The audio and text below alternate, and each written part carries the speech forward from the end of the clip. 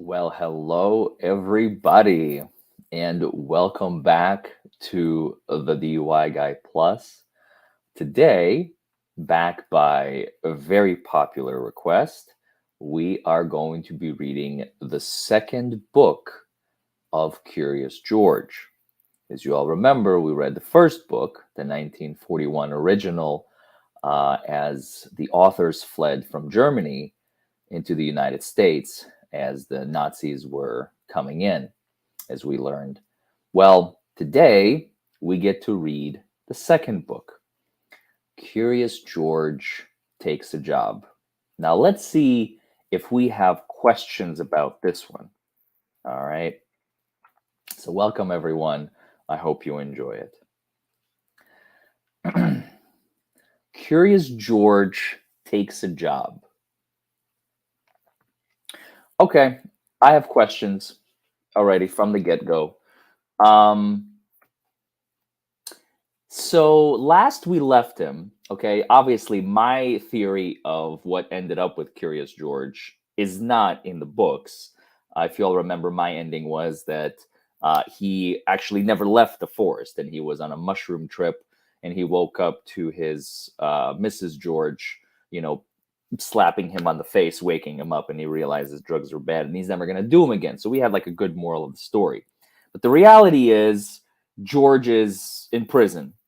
He has been kidnapped, illegally transported, drugged, misled, entrapped, helped to escape out of prison, and never went back to prison, by the way. I mean, we don't know. Are the authorities after Curious George? I mean, he's an escaped convict. He literally escaped from prison after the guard didn't understand physics, if you'll remember from the first book. If you have not heard the first book and you have no idea what I'm talking about, the link is in the description below. But the reality is, George is in prison. And last we left him, if you all remember, this was it. What a nice place for George to live. I don't know why he's so fucking happy. Is it the balloons? Is it what is it? I don't understand. I don't understand. So whatever. Whatever. So now George takes a job. So as he's imprisoned in this zoo with all the other captive animals, exotic animals, um, now what is this? Slave labor? Like, I'm curious to know, is he going to get forced into it? Is he going to voluntarily volunteer? Is this like, does he get off like good time off? I don't know. I have no idea. We haven't even started yet, and already I have 100 questions. This is terrible. This is a terrible start. Okay. All right. This is George. He lived in the zoo. Well, you fucking put him there. He didn't choose to go there. He lived in the zoo. Why is it past tense? Is George dead? Did something happen to George that we're not like we don't know? What happened? Will somebody please tell me?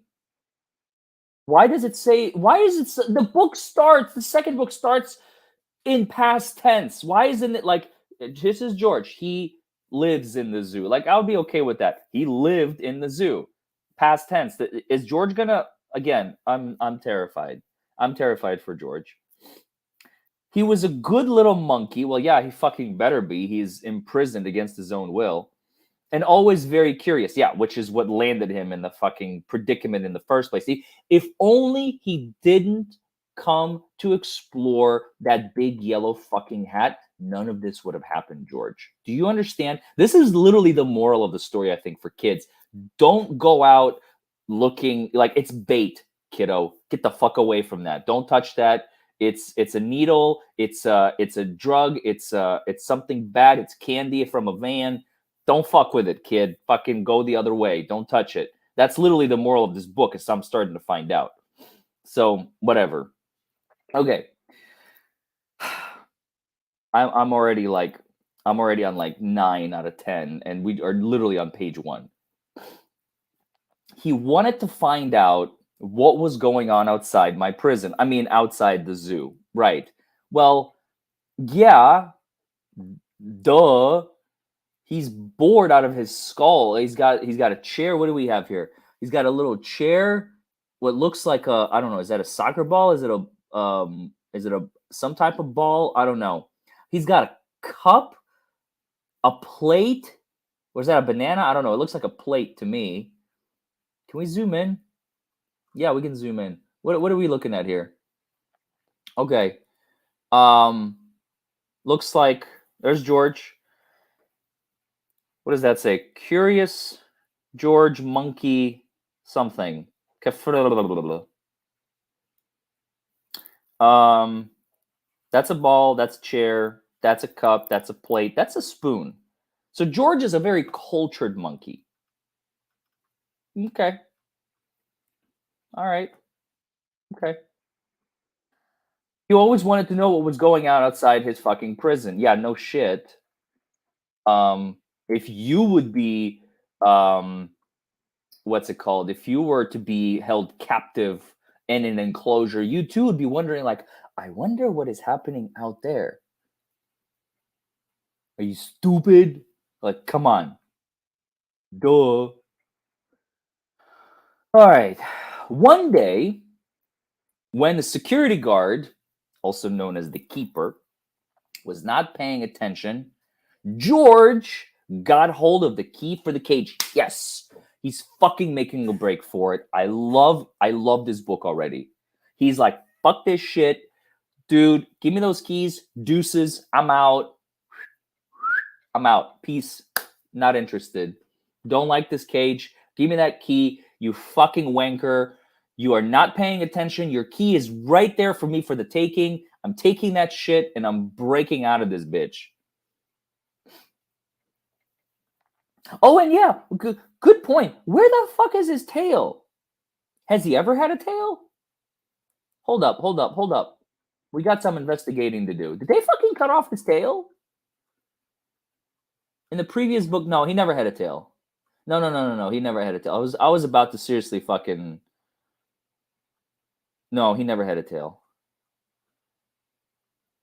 Nope. I guess he was born tailless. No, he never had a tail. Okay. All right. Okay. So one day he wasn't paying attention. Good catch. I was like, the Great Escape. Yes, I know. Like, fuck yes, George gets to escape. So exciting. So exciting. All right, so he's got the key. When the keeper discovered what had happened, it was too late. That's right, motherfucker. That's what you get. George was gone. Go, George! Run, George, run! Poor little elephant over there. He's probably like, I want out too. Can you hook a brother up? Do you have an extra key, George? You have an extra key? Can you hook a brother up? George is like, no, fuck you. I'm going to get a job. The elephant's like, what? Why? Why would you do that? Where was George? Oh, fuck you guys. No, You look at all these. Look at all these crazy mofos looking for him. One of them is like trying to fish him out of the pond. They're like, what is this? What is this? It's like, what if he drowned? They're checking the crocodile cage. Like, this one's pointing at him. Like, did the crocodile eat him? All right, you're the dumbass of the group, aren't you? This guy right here. He's like checking under the fucking bench. Like, it's wide open, dude.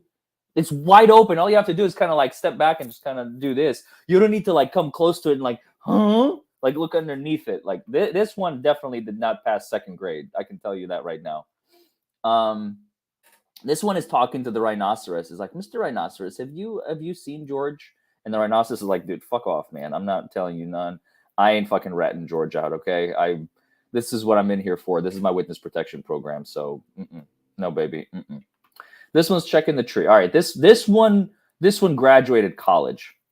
You can tell because he's checking up in the tree. He's like examining. All right, okay. This one's checking the lemonade stand. It's pretty smart. This one's running around yelling. This one's checking the waste bin. Like this guy's got critical thinking skills. Because what if George would be like hiding in the waste basket and wait until they clear out the zoo and then escape in the middle of the night? This dude, give this guy a fucking raise, okay? This dude knows what's up. Now, these two dumbasses are like exploring the place where he escaped from, like he's gonna be back and checking. I guess they're seeing like how did he escape, but I thought they already knew that the cage was the cage was what's it called broken out of by usage of the key that the one of the dumbass guards fire that guy, by the way. That guy absolutely deserves to be fired. You should never leave your keys unattended. Everybody knows that. Any security guard or keeper, whatever in the universe. So that dude needs to be canned. Um, I love how the elephant's just like looking all peaceful, like that's right, bitch. That's what you get. Fucking go, George. Go get him. Go get him, tiger. Go get him, monkey. So this dude is like exploring the elephant's back cage. Like I said, this one depresses the shit out of me. Like he's actually checking the pond to see if George is like in the water, like he drowned. Like that would be so depressing. If this is like on the third page, it's like, and we found out that George never took a job and he fucking drowned. The end. Like what? That would be the saddest ending ever. Why is he checking the pond? That's so unnecessary. Oh man. What is that in the back? That looks like a camel. Those are ostriches, a zebra, and some antelopes, I think. We also have a giraffe over here. Let's see. We're okay. So this dude is like he's wiping sweat off his brow. He's just like, whew. This is probably the one that is about to lose his job. I think this is the dude, right? He's just like, oh man, I'm so fucked. When my wife had thought about the fact that I left the key and Dorth took it from me, I swear to God, they're going to fucking fire me, and this is not good. This is not good. What am I gonna do? I better start looking for a new job because I'm not gonna be able to like sustain my family and my three children. Oh no, this is not good. This is so not good. What am I gonna do? This is like completely uncalled for. You know, I have bills to pay. We just got a new house with a mortgage. Like this is so terrible. How could I have been so stupid? My wife is gonna be so fucking mad at me. This is completely uncalled for. How is my wife going to be able to maintain her coke habit when I don't have a job? This is so depressing. Um, Oy, okay, all right. Well, let me at least try and talk to my boss, and maybe I can maybe talk him into like something. I don't. I'm not exactly sure, but we'll try. We'll try and talking into what into to keeping my job. Um, this dude is like yelling for George, like George, like the dude's gonna be like, I'm right here. Like, are you stupid? Like, he just escaped. Who's gonna like rat themselves out? I swear to God, George, like I'm right here. I escaped, but I decided to come back real quick just because you yelled my name. This is how George sounds like, apparently. Oh man. I am pre-law. Would reading my cousin's dates or statements of law help prep me? Dude, do you realize where the fuck you are? What is this? Why are you why now? I'm reading a book and you're just like, "Hey, can I have some practical advice about my future acceptance into law?" I'm not ignoring your question, but I'm just trying to figure out this is so out of fucking left field. It came out of nowhere. Like, what do you want from me? Okay, let me pause everything and be like, all right, so tell me about your future. Thank you for the donation, but Jesus Christ, you're pre-law reading your cousin's dates for statement of the law help me. I don't know. What kind of law do you want to go into? Like, are you joking me right now? Like, okay, so please tell me what kind of law are you planning on going into, and then I'll be able to give you a better answer. Because I don't know. I don't. Maybe the answer is maybe, probably, perhaps, possibly, probably, perchance. Any other synonyms that I can think of in the next 3 seconds? All of those. I hope that answers your question. Oh man. Some people, right? But thank you, honestly, thank you. The hippo. Oh shit! Good call. I didn't see that. The hippo is just laughing at this dude. He's like, "Yeah, motherfucker." This is the dude that lost the key. Straight up, he's the only one. He's giving himself away. That's obvious. Um.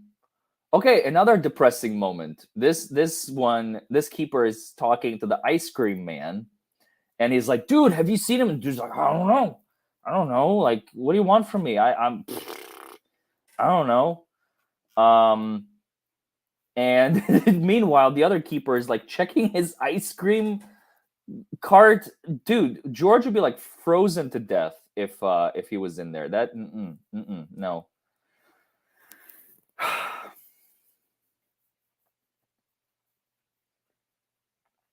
Mm-mm. Where was George? They looked for him everywhere, but they could not find him.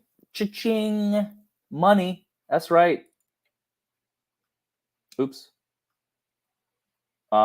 Wait. What did I do? Sorry.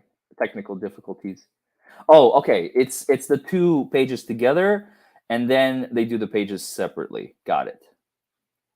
Okay. All right. You guys, that's why the elephant was smirking. The elephant is fucking hiding George.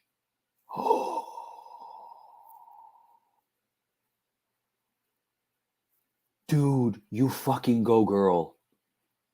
This elephant just earned my respect for life.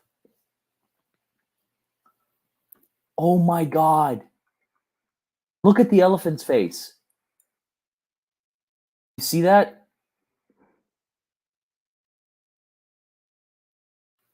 This asshole is looking in the wrong direction, and the elephant looks so peaceful and happy. He's just like, he's just eating away. I knew the elephant was up to something because he was asking George to help a brother out. Remember earlier? Like I that was completely accidentally coincidental. To be honest, I have never read this book before. I think I told you guys, so this is all new to me. Sometimes magical accidents like this are gonna happen, where I just accidentally intertwined correctly the side of the story. These two are fucking homies, yo. Okay, this elephant is a fucking G, you guys. He's a total G. He's just like, no fucks given. Nope. I'm protecting. George is in my protective custody. Y'all can fuck off. All right.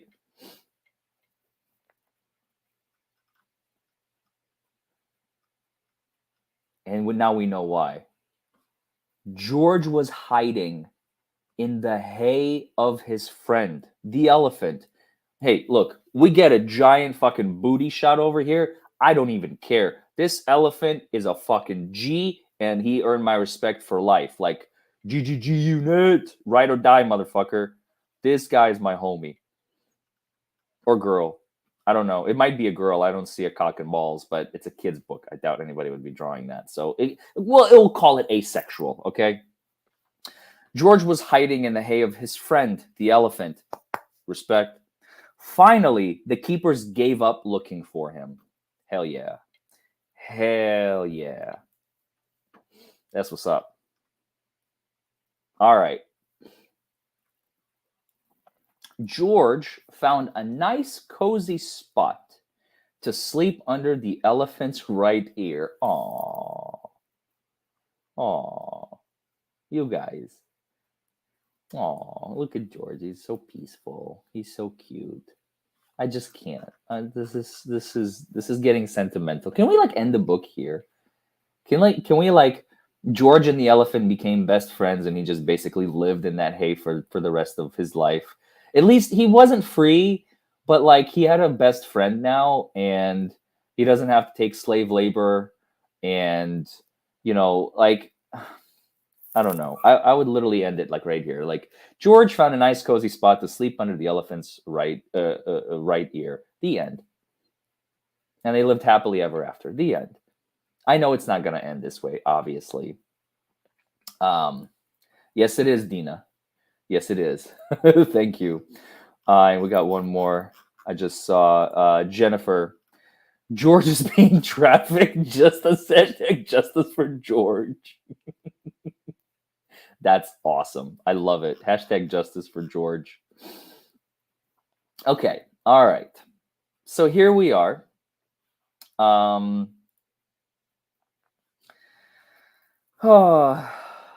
what a sad tale. Somebody said, you called it right.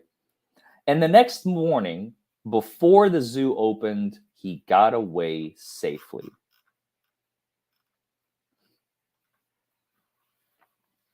You forever will be remembered as the original G. The elephant, y'all.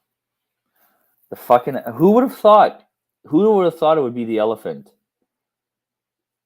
I guess, I mean, it makes sense, right? Because the elephant had like all these stacks of hay, and it was the perfect hiding spot.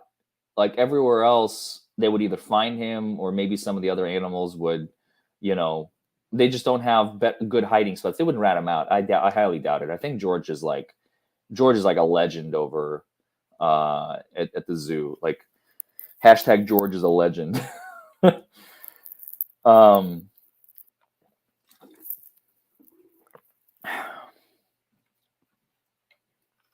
okay, so he got out. Once in the street, George felt a little scared. Well, yeah. I mean, come on. You literally like you remember George, you're back in this place where after you escaped from prison. Do you remember what happened last time? You grabbed a bunch of balloons and you were sailing away into the fucking atmosphere. Like, I thought you were going to die. We all thought you were going to die. Helium balloons and monkeys don't mix. All right. Now, at least you're not a complete stranger, right? This is like your second familiarity with the city, but you're still you're in unfamiliar, uncharted territory. You're used to like trees and jungle and shit. Am I frozen? I shouldn't be frozen.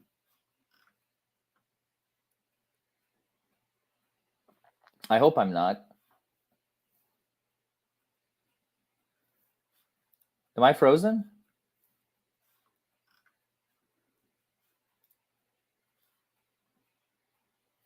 No. Okay, good. All right. I don't know why somebody said that. Tanya, check your connection. All right. So once in the street, George felt a little scared. Like, obviously he felt a little scared. What should he do in the big city? Yeah, he's a monkey. He's a primate. He's a chimp. He's whatever. He's not supposed to be like in the city, but whatever. Maybe he could find his friend, the man with the yellow hat. Don't do no, no, no, no, no, no, no, no, no, no, no, no, no, no, no, no. Okay, George, listen to me. All right, what you're experiencing is classic PTSD. All right. There's something called Stockholm syndrome. Okay, let me tell you about it, George. You ready? All right. Stockholm syndrome originated in the 1970s in Stockholm, which is in Sweden. I forget the country. I know it's like Northwest Europe, and I always get those mixed up. It's like Norway, Sweden, Denmark, Stockholm. I forget which country Stockholm is in, but what happened was there were a bunch of bank robbers, okay, and they stood up a bank and they took in a bunch of hostages. And there was a standoff between the bank robbers and the police and the government for like several weeks. I think it was like 3 weeks, if not more. It was a really, really long standoff, okay? And at the end, when they finally like released the hostages and all these bank robbers were arrested, to everyone's shock and surprise, the hostages were empathizing with the bank robbers. Like, they were saying good things about them. Like, they're good people, they're just trying to like survive. They were hostages. They were literally held captive. This is classic Stockholm syndrome, okay? When you begin to empathize with your captors, don't fall into it, Georgie. Trust me on this. He's not your friend. He's the one who fucking brought you into this country against your will. I know he helped you after you escaped out of prison. I know. But that's still not enough. Remember, he's the one originally in the jungle. Remember Act 1, Scene 1, Page 1 of the story? He's the one who put the hat on the ground to attract your fucking ass. Yeah, think about that, Georgie.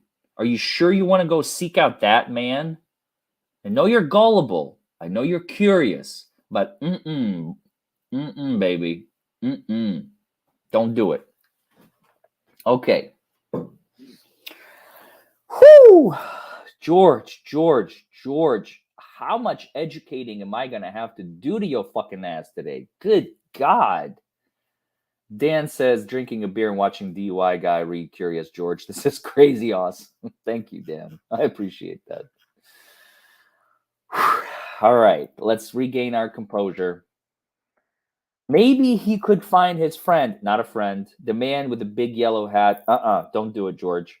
Who had brought him over from Africa a long time ago? Wait a second. Hold up. I have questions.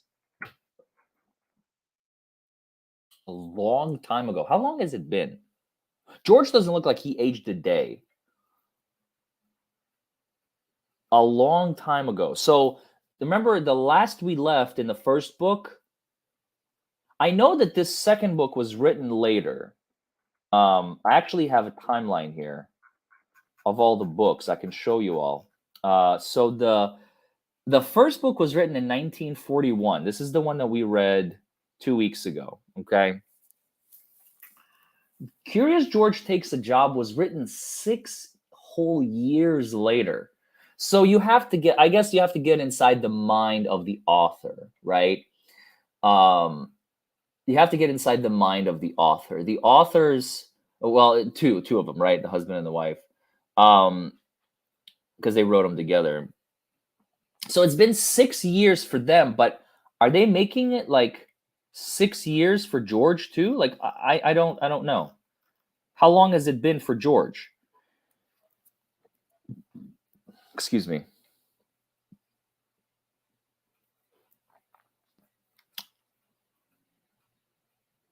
A long time ago. Okay. I don't know how long it's been. We have no idea. No one's telling us anything. Too many questions, not enough answers. All right.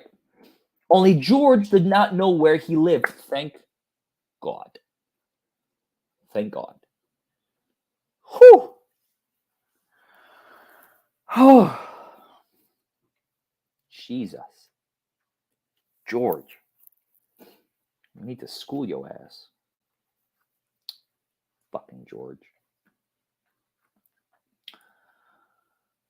There was a bus stopping at the corner. Bus stop. Bus stopping. Get it? Get it? Thank you, Dan. I really appreciate that. If you don't know what Dan is talking about, go check out my channel. That's where the judge said that she would not be having what was the exact title? This is not a feud, and I do not allow you to categorize it that way. She actually said that in open court. That was amazing.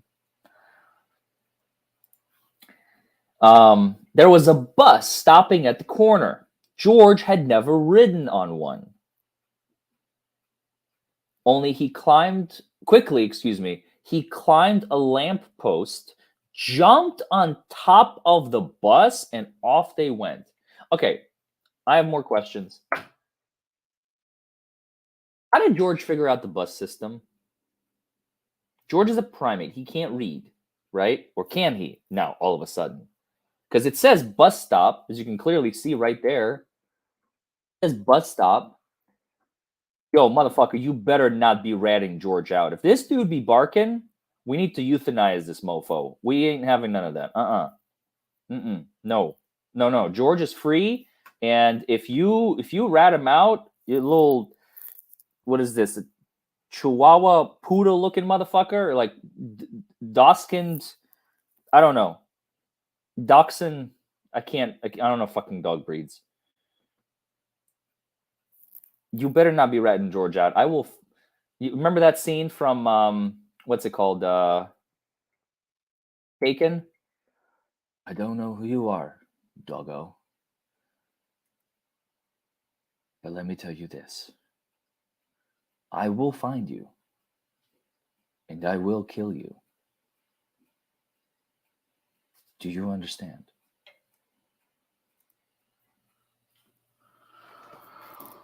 It's a dachshund chihuahua fucking mix. He better not be barking. But anyway, it says bus stop. Yeah, snitches get stitches, motherfucker. Bus stop. So did George like suddenly learn how to read? If Scared Straight and an after school special had a baby, it would be this. I'll take it.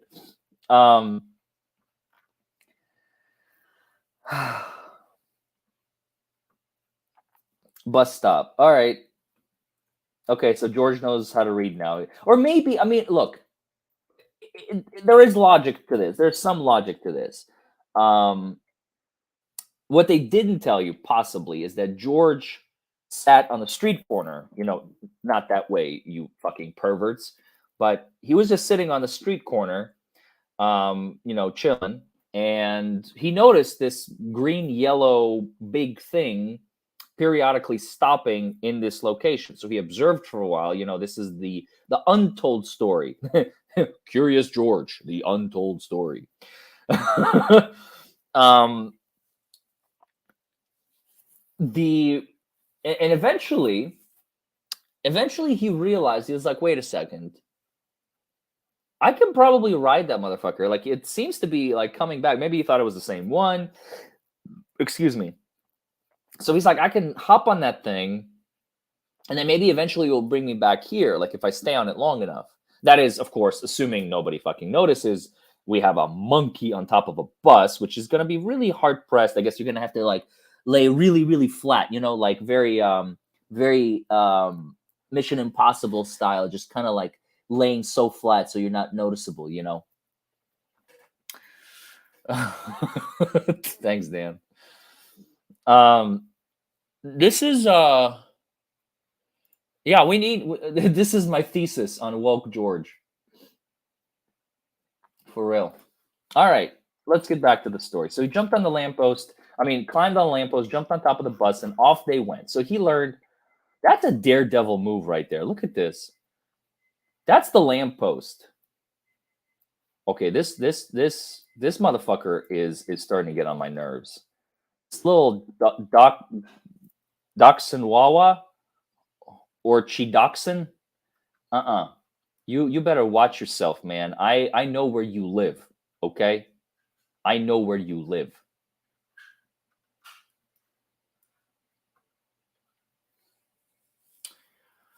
Look at this daredevil move. George is more than just curious. George is a fucking acrobat.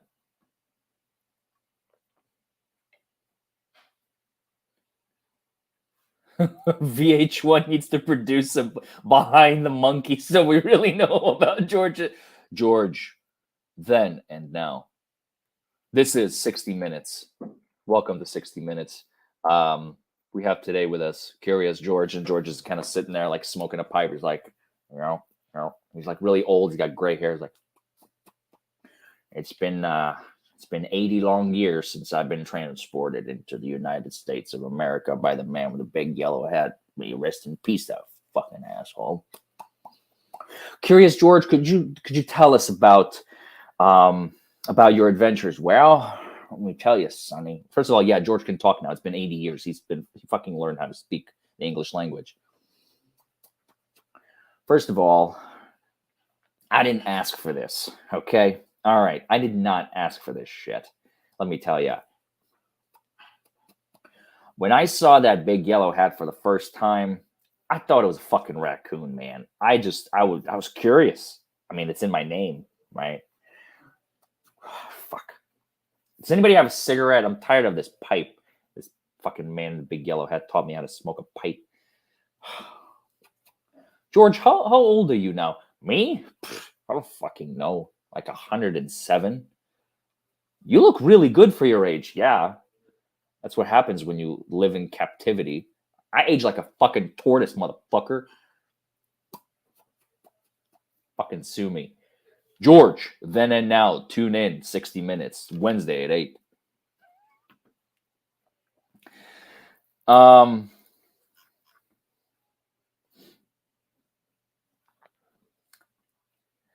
and off they went. Okay. Wow, there's a lot going on here. I mean, it is the big city, granted. Granted. Um,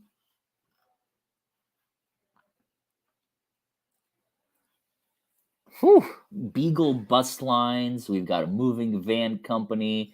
This bus is going uptown. This bus, I guess, is going downtown. Since this is uptown, this got to be downtown, right? We got some U.S. mail. We got a fire truck. We've got we got a lot of people. Oh wait, you two. I got my eyes on you two. I got my eyes on you two mofos. You're three mofos. They look like they're looking at George. You say one word. I know where you live. All right.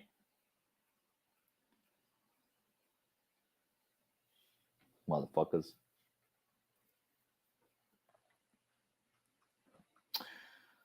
Now they were right in the center of the town. There was so much to see that George did not know where to look first. You know, George, I'm with you. There's a lot going on here. There's toys. There's a bookstore. There's a 5 and 10. There's a public library. Pipes. Mabel's. Mabel's department store. Wasn't that a thing?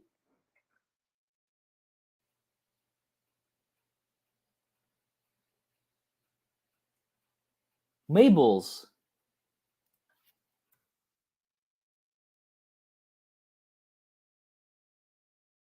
Uh, it's actually still open.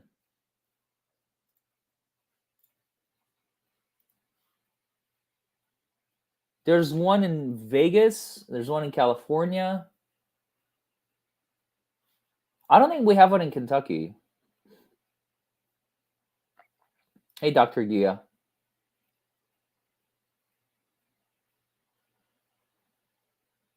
You want me to read Green Eggs and Ham? I could. We can do that as the next series, but we still have like 5 books in the Curious George series, so we got plenty of reading material. But I will definitely anything by Dr. Seuss. I agree, Nicole. Wait, what the hell is this? Oh, it's Tug's Tits. What up, Tug's Tits? Um, aren't you gray haired? Yeah, stupid. Um,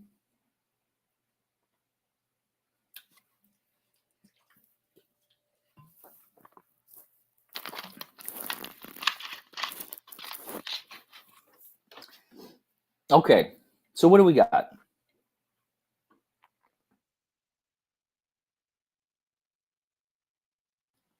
Um,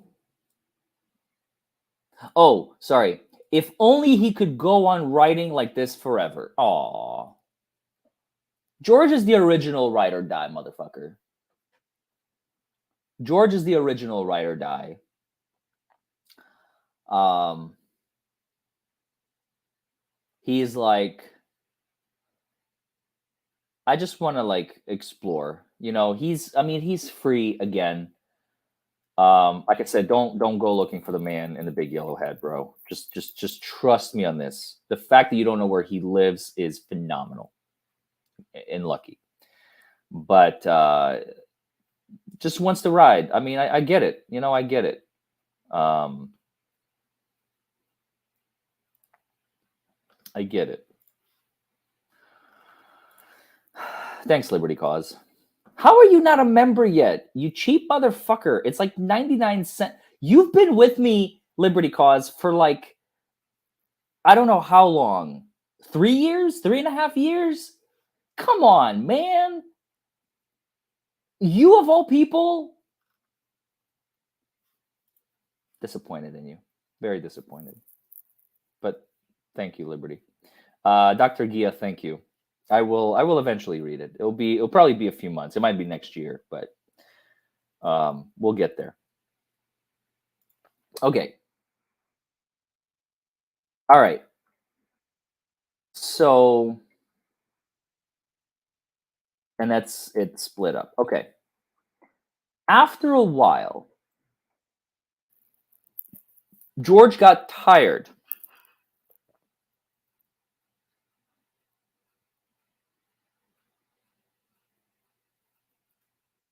Wait, what's going on? So there's no response, DUI guy, please listen. What am I listening to?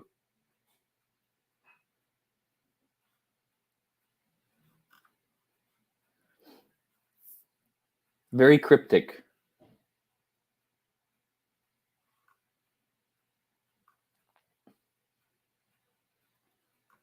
Very cryptic.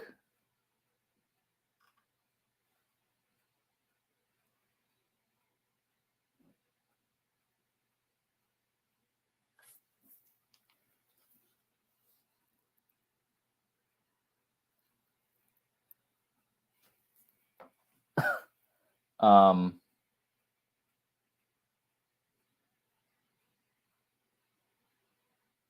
very cryptic. Okay, I'm just gonna come back to that. But after a while, George got tired and a little dizzy.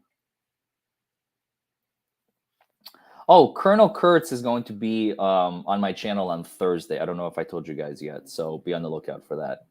She's gonna come on my channel. We're gonna be doing another live stream about Marilyn Manson. But after a while, George got tired and a little dizzy. Well, obviously, you're riding a fucking bus. You're not familiar with public transportation. It's definitely,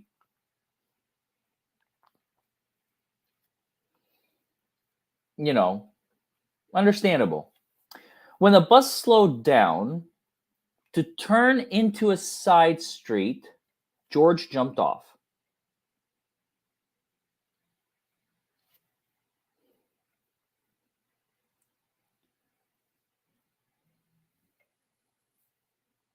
Okay. Logical. He's alive and well.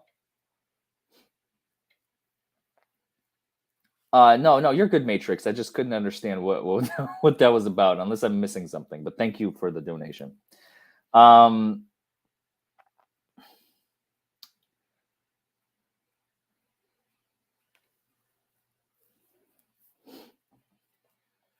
When the bus slowed down to turn into a side street, he jumped off. There was a restaurant right in front of him. Oh no, George, you're going for the worst industry to work in.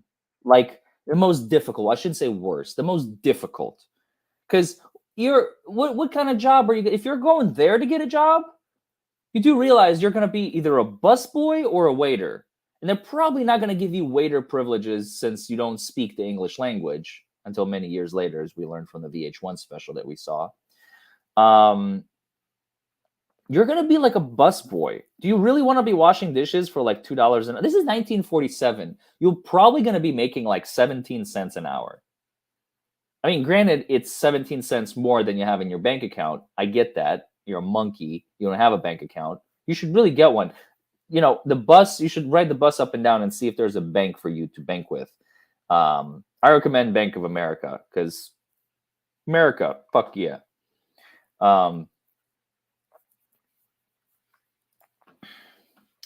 Larry, if I send you the book, will you consider reading Go the Fuck to Sleep? It's hilarious. Look, I would be happy to. I'll be happy to read it. Honestly, I have no problem reading that. But I cannot top Morgan Freeman's rendition of Go the Fuck to Sleep. Like, he is already topped all charts. I can't compete with, not Morgan Freeman. Jesus fucking, you dumbass. Samuel L. Jackson. You know, all black people look the same. Obviously, I'm a white guy. I can't differentiate between black people. So Morgan Freeman, Samuel L. Jackson, LL Cool J, Kid Rock, like they're all black, right? Jesus Christ. So yes, I know I said Kid Rock. Get off my back. That was intentional. Welcome to humor. Go the Fuck to Sleep is a phenomenal book. Somebody else actually sent me earlier today. They were like, have you tried reading Brenda's Got a Beaver, or Brenda's Beaver Needs a Barber, I think is the official title. And I'm like, yeah, I can read it, but it's filthy and it's dark, like it's sexual, it's perverted, it's definitely not for kids. But like it's not, I don't know if that one's going to be fun. The whole point is to take an innocuous book like Curious George, as I've come to find out, and critically analyze the fuck out of it to the point of exhaustion, like to the point of death, to the point where every nook and cranny has been uncovered. If you remember, I solved Curious George last time, right? I said, like, I don't know if Curious George has ever been solved before, and we solved it. We're the first people in history to have solved Curious George, you guys. You and I, we did this. It's been 81 years since the first book was written, and Curious George has finally been solved. The whole mushroom trip, right? It's the mushroom trip. So, yeah. We need to find something like Dr. Seuss, like Green Eggs and Ham and shit like that. I remember playing like the video game when I was a kid. I was like 12 or 13 when I played the Green Eggs and Ham video game. I don't think I read the full book. I know I read bits and pieces. That one, it was like red fish, blue fish, right? Red fish, blue fish, gray fish, gay fish, or something. I don't remember. Whatever the hell it was. Does DUI guy like Red Bull? Yes, I do like Red Bull. Okay, what is it? Are we playing 21 questions in the middle of reading of Curious George now? I swear to God, you guys are like deviating away from the book so much. First, it's like, hey, can I have like legal advice for my future law school ambition? Now it's like, okay, 21 questions. You ready? Does DUI guy like Red Bull? Yes. Favorite insurance company to sue for personal injury? Yes. Also, can you stream in 4K? Yes. Just got 1200 Mbps Wi-Fi. Upgrade Wi-Fi. Yes. I hope that answers all your questions. Thank you. Moving on. What the hell? All right. So George is going to work for 17 cents an hour. There was a restaurant right in front of him. I bet he's fucking hungry. He hasn't eaten since like the day before when they probably fed him. Something smelled good. Yeah, he's hungry. Suddenly, George felt very hungry. Obviously. Kitchen entrance. Oh, so he's going in the kitchen. Okay. All right. All right. Oh, here we go. We got another culprit. What the hell is this thing? Is that a cat? You better watch out right now, bro. George is my homie. I know where you live.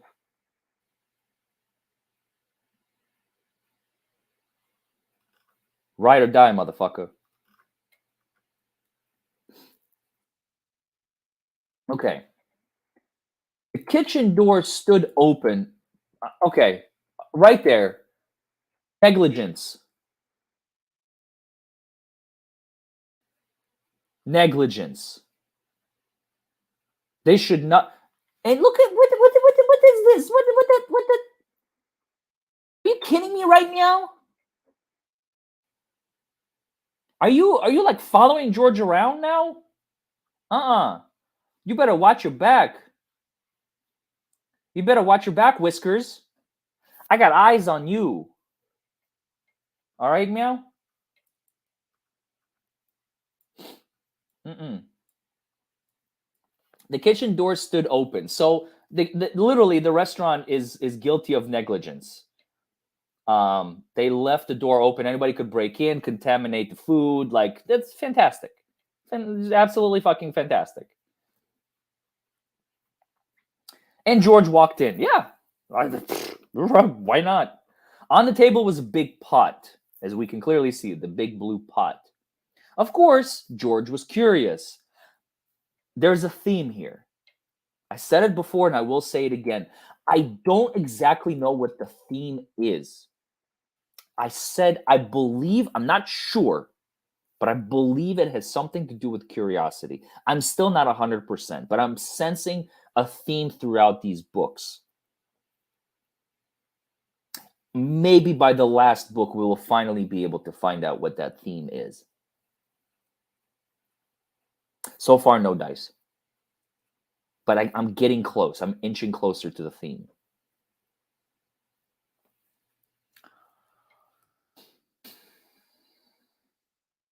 He had to find out what was in it.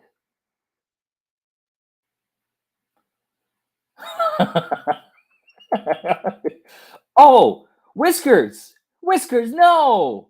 Whiskers even got away with a noodle. See, this is terrible.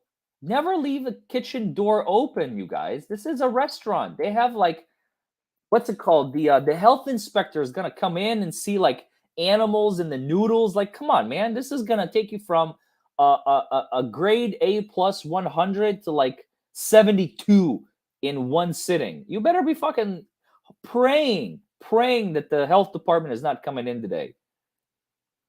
Jesus. Yeah, this is gonna be like a C minus minus. I don't think they give out D's, honestly. Has anyone ever heard of a D rating? I've heard of C ratings. I've seen C ratings. It's terrifying. Don't go in. There was actually one restaurant in Louisville. I swear to God, it was the most brilliant but the most disgusting thing I have ever seen in my life. So apparently, they had a health inspection going on, and they failed with flying colors. They got like a 74, I think it was, like a straight up solid C rating. Like you do, like I don't know, rodents, cockroaches, like the whole 9 yards. Disgusting, absolutely disgusting, filthy place. But I don't know. Maybe they cleaned up. Maybe they straightened up. I don't know. I never been there. I only saw the photo. You know what they did? So you know how you get that card and you have to post it in an area where everybody can see? Well, in Louisville, Kentucky, we don't have any national teams. Like we don't have national football, we don't have national basketball, we don't have national baseball. We just have college. This is what we're known for. We're a college town. Everything is college, right? So our teams are known as the Cardinals, the Louisville Cardinals. Not like the St. Louis Cardinals. They have their own baseball. Us, we have the Louisville Cardinal football, and we have the Louisville Cardinal basketball teams, right? And yes, we did win the NCAA championship in 2013. Fuck the NCAA. We earned it. We keep it. Go to hell. Anyway, rant over. So what they did, this restaurant, they took the C from the thing, and then they printed a bunch of other letters about the same size as that C.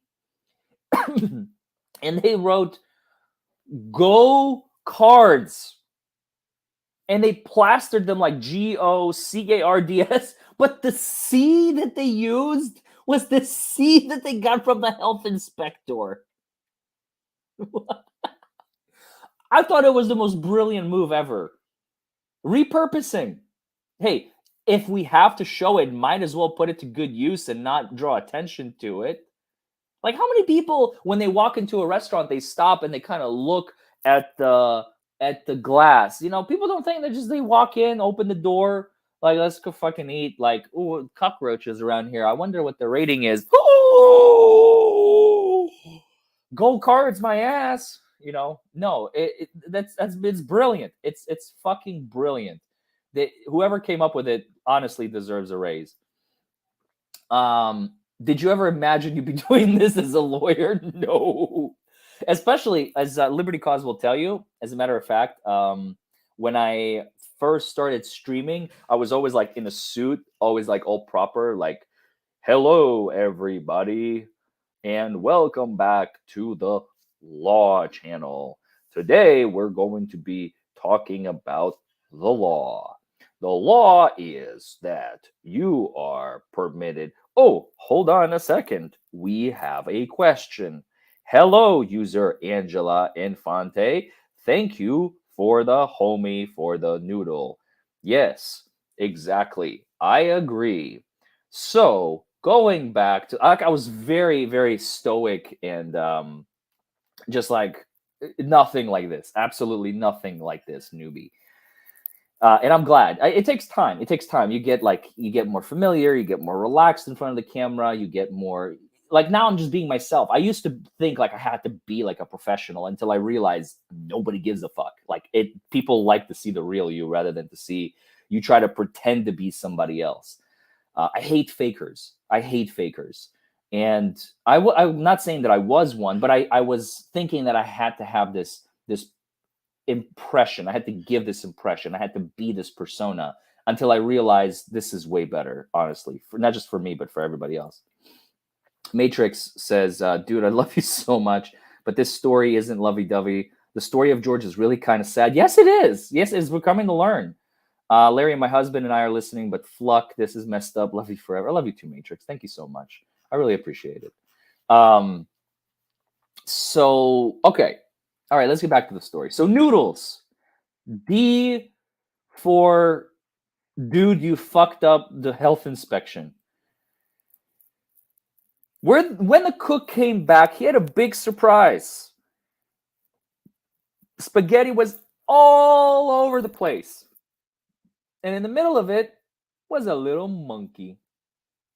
George had been eating yards and yards, I guess, of spaghetti and had wound himself all up in it. So that batch cannot be used now. A bunch of people are going to go hungry, sure. But honestly, I am glad that George finally got something to eat. Is it just me? Are you guys with me? I don't know. I'm just glad that George finally got something to eat. Because he hasn't eaten in like half a day or more than. We don't know how long he's been riding on that bus or what time he escaped the previous day from the zoo. So I am like very impressed that George finally is getting some grub in his belly. I'm happy for him. Even though he contaminated the whole pot, I'm just like, I don't fucking care. I'm glad that George is getting his fill. You know, he's the one who is involuntarily in this city who has to like survive on nothing but the kindness of others. Okay, he didn't like choose to be transported to the States. I'm assuming that's where he is.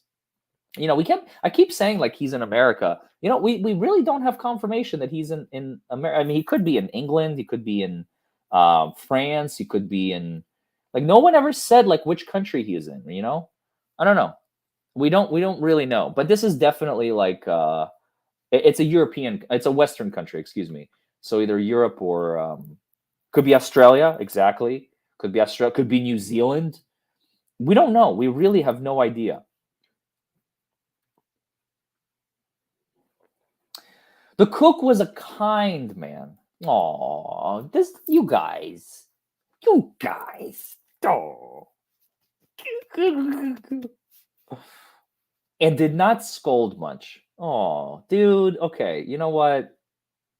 And what did I fucking call it or did I fucking call it? George is gonna be a bus boy, a bus monkey. Um,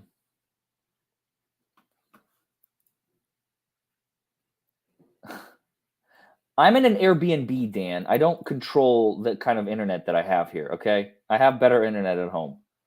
Quit hating. The cook was a kind man and did not scold much. But George had to clean up the kitchen and then do all the dishes. I mean, that's fair. That's fair. You know, you dirtied up the pot, you ate, good. I'm not going to scold you, but do you mind kind of like compensating me for what the damage that you've caused? And George is like, "Sure." My, what a lot of them there were. The cook was watching George. That's a little creepy. You are lucky to have four hands, he said. You can do things twice as quickly. Okay, now this is getting a little weird. I don't like that statement. I don't like that statement at all. Um,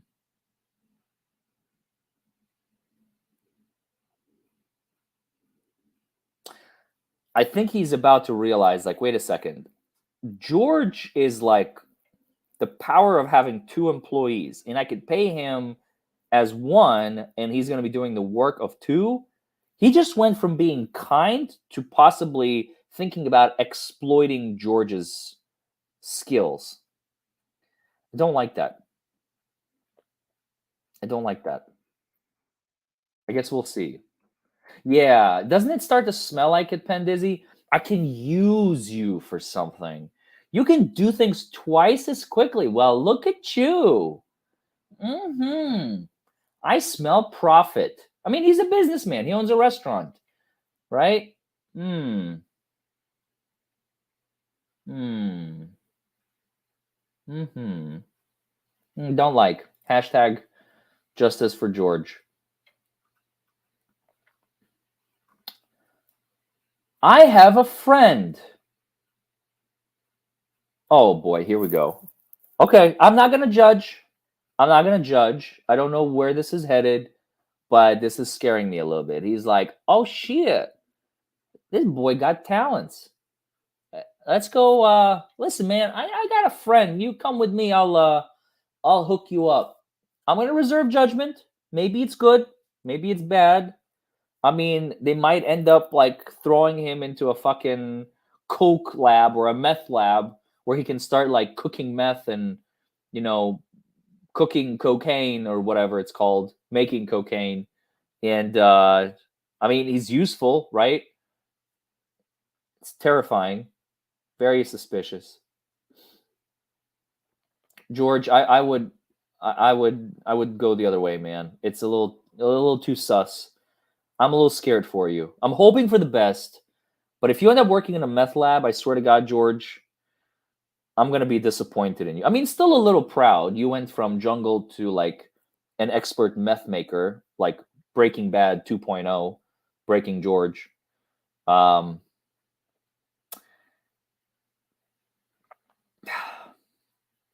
exploitative labor practices, exactly. And that's where our mad scientist met George, as in a meth lab. Very sketchy. Very, very sketchy. I agree. So he says, I have a friend who could use a handy little fellow like you to wash windows. Wash windows. Yeah. What is that? What is that key for? Sifting meth? I don't know. Okay. If you would like to, I will take you over to him. First of all, how did George understand him? He's about to be pimped out. Exactly. Don't go, Holmes.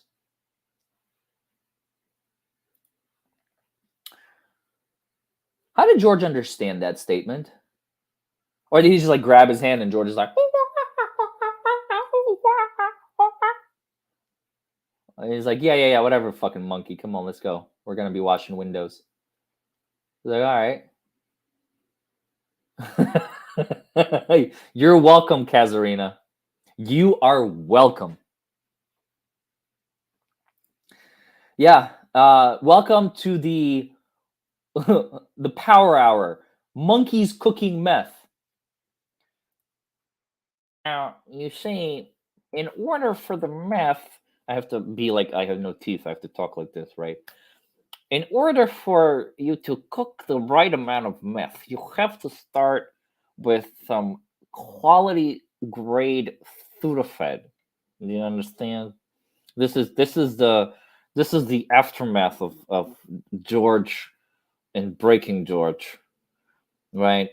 You have to like it's quality meth is a very very very difficult concept.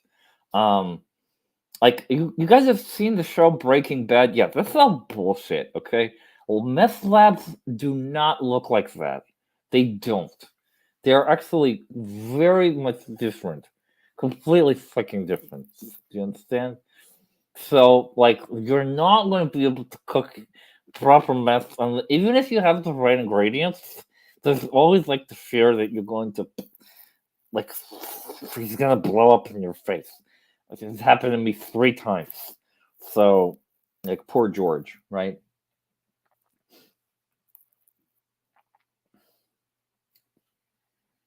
Georgianberg. Yes. You win comment of the day.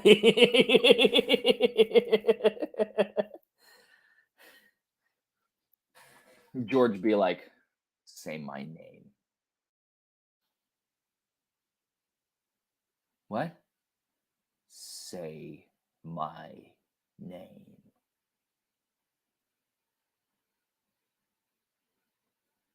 Georgianberg? Yeah, motherfucker. Yeah.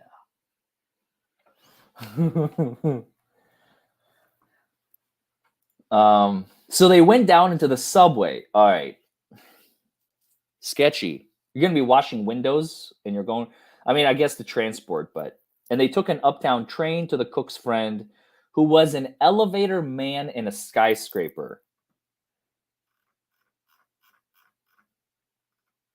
George is the one paying the fare. That's curious.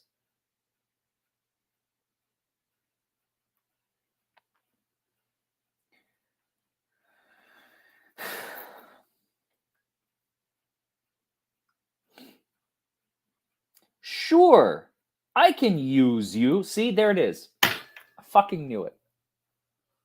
Oh, George. What are you doing, George? You're so gullible. I get it. You're curious. I know. Oh. Look at that. Look at the choice of words at this fucking elevator, man. Rather than like, sure, George, welcome. It is a pleasure to meet you. I will be more than happy to provide you with a job or some labor for you to earn. It's already starting to sound like a fucking like exploitation right there. I can use you. Nice. You have 4 hands. Fantastic. Let's use the shit out of this fucking monkey. What the hell? Dude, why is this story so evil? Why these Ray people from, like, I don't understand. This is supposed to be a kid's book. I know. It's 1947 when this one was written.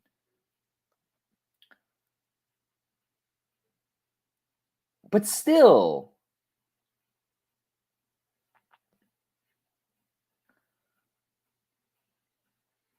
I can use you, the elevator man said to George. I will give you what you need for the job. You can start right away. What about payment?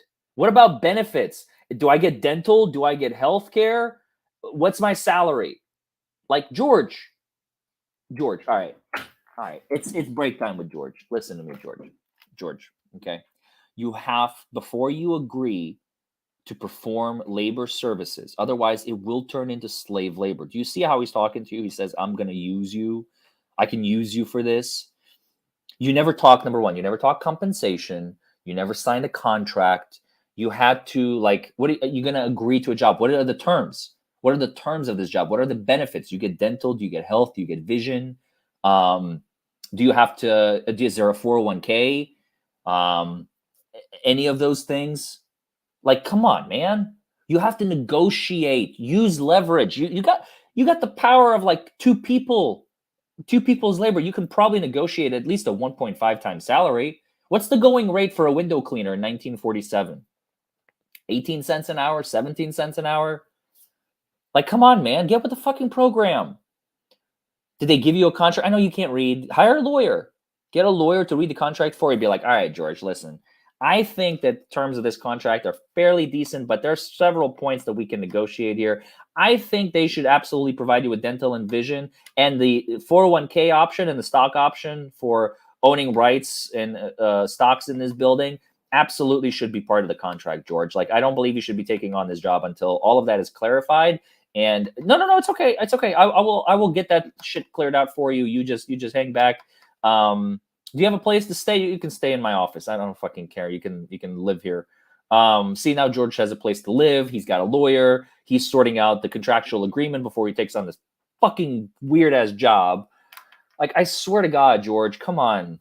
Do you have to? What are the terms of this contract? Like, or the length, excuse me, of this contract? Are you going to be working for 7 hours a day, 8, 12, 14? Are they going to exploit the shit out of you?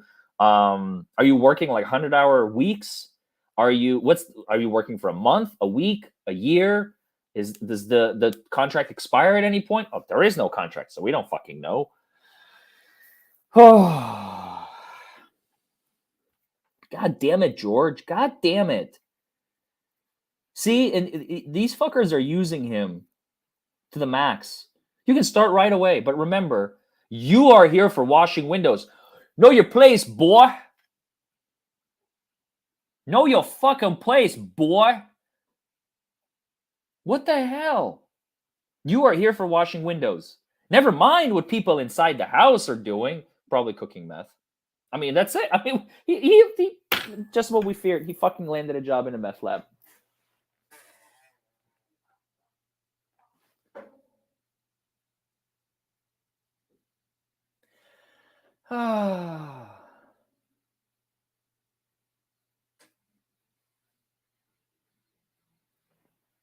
God damn it, George.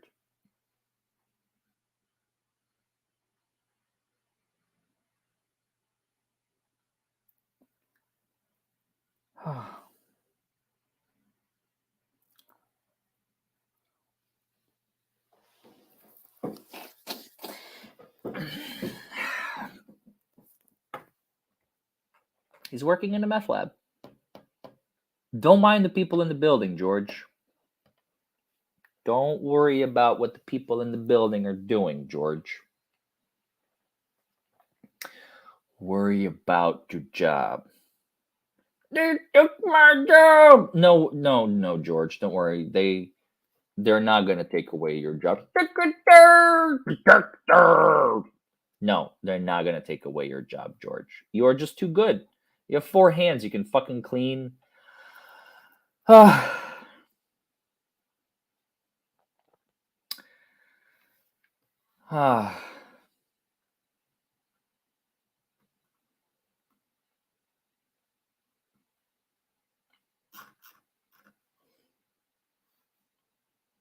Don't worry about it, George. He's joining some mafia. Like, George, let me tell you something here, all right? You're gonna be doing some window cleaning, okay? Well, don't worry, you're gonna see a lot of stuff going on in the building, okay? The occasional bodies, some drugs, some money, suitcases. You know what, George? You got one job. You keep your fucking nose clean and your eyes to yourself. Everything is gonna be all right? Just trust me on this right here. If you don't want to be getting into no trouble, you keep your shit to yourself. Everything's gonna be all right. You're not gonna be sleeping with the fishes, okay? Oh, did I say that? I'm so sorry, George. You know me. I am just an old jokester. But fucking watch yourself, boy. You do understand what I'm telling you? Okay. Um. Whew. Remember, you are here to be washing windows, boy. You gotta remember that. Oh, fuck. Do we have Amy Goodhart in the house? Or is this just someone with the same name? What are you drinking? Because I want some. Nothing. Absolutely nothing. Some people said, by the way, in my previous video that like my eyes were like glassy and red. Like this eye has been red for like 3 days straight. I don't know. I'm not getting quality sleep on unlike this bed. It's not the most comfortable bed in the world, but look, it's not my house. It's kind of expected, so I can't wait to go get some sleep. Um, but no, no, I'm not. That's funny though. So, oh, holy shit, we have Amy Goodhart in the chat. Hi, Amy. Straight up, Amy, Amy Goodhart in the chat. I think we have something planned through a mutual friend of ours, don't we? Just to do a little side, since you're in the chat, I'm going to um, take a little sidetrack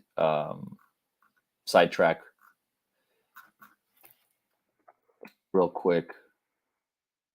I don't know their name. Pepsi Simon, something Simon, something Simon.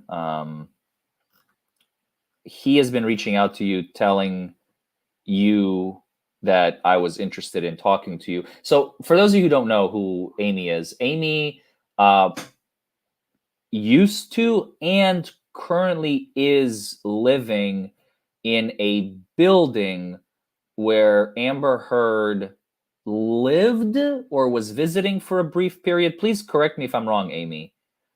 I'm not 100 like entirely fully familiar with the situation, but that's about all I know. And our mutual friend, Mr. Simon, was, or I think it is Simon. I don't know. Was talking to you, and nice to see you in the chat. Welcome. Nice to see you in the chat. Absolutely. We'll be in touch. Like I wasn't. I wasn't. I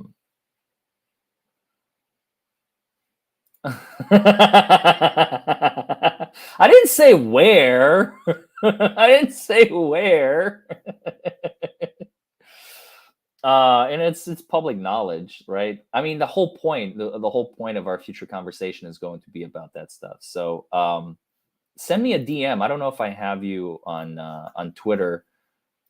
Send me a DM, and we will absolutely talk about this because I'm very interested. I think it will be a great conversation. I think so, Lexi. I think so. All right. So let's get back to our book.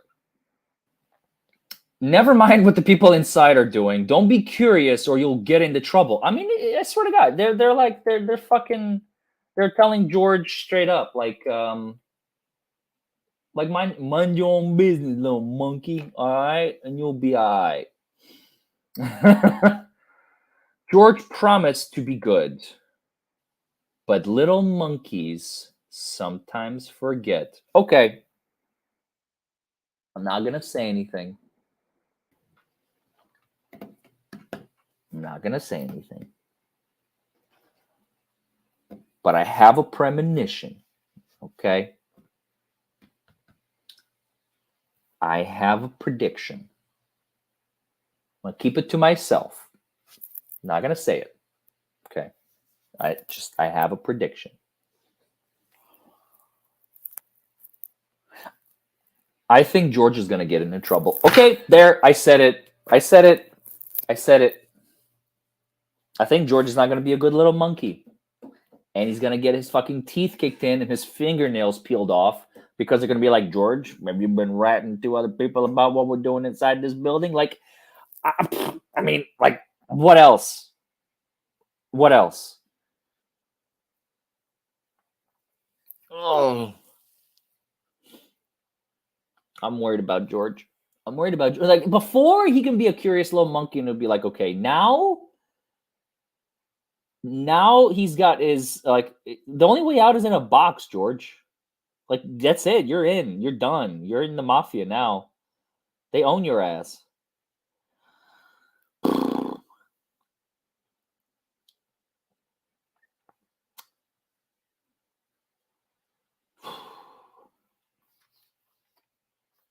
Mafia owns George. Only way out is in a box. All it started with this fucking asshole right here. Mm-mm. He's like Gus Fring, isn't he? Introducing George to this is like what's his name? The one in the chair. Help me out, chat.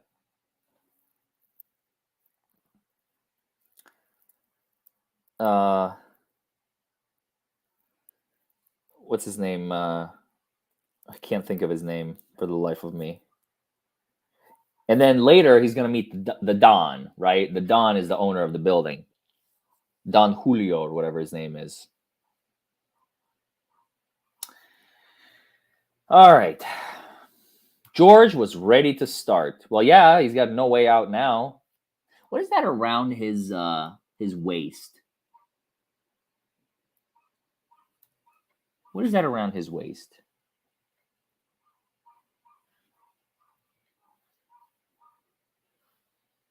Oh, thanks, Vicky. That's really sweet of you. Is that you? Is that a photo of you and Johnny Depp? Is that a photo of you and Johnny right there? If that is pretty badass. Good for you. No, not The Godfather. No, no, no, no, no. We're talking about Breaking Bad. DUI guy is Saul Goodman from Breaking Bad. Yes, that is my nickname. George was ready to start. My, how many windows there were? This must be a big building, huh? But George got ahead quickly. Since he worked with all four hands. Yeah, he's being fucking exploited. Is that a safety belt, Liberty Cause? Is that what it is? I don't know. You're dead to me since you're not even a fucking member of my channel. Like you don't exist anymore. You know I say that from a place of love, but I say this sincerely, Liberty Cause, when I say fuck you and the horse you rode in on. You know I love you. I can say that. I can say that because we go back like 100 years.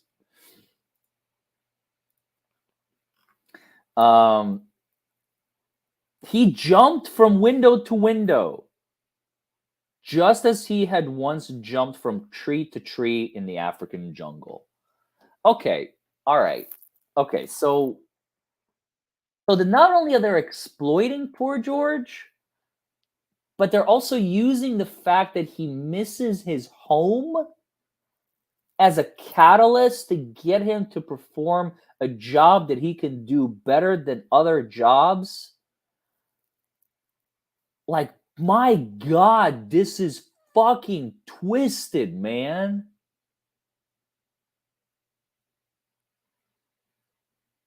Where's PETA? Where are the animal rights activists? Like, we need to set. It's 1947. I don't know. When was PETA created? Founded. 1980. That's why. There is no PETA. PETA doesn't exist. PETA is going to be created on like the 6th or 7th book, if at all. Like 1980. PETA was created 42 years ago. This is 1947. There is no PETA.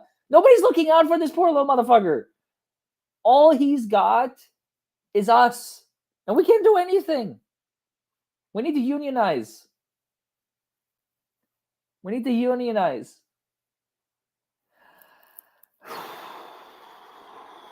I'm about to have a fucking conniption for George. I swear to God. This is so uncool. So uncool. This is so uncool. This is so uncool. This is so uncool.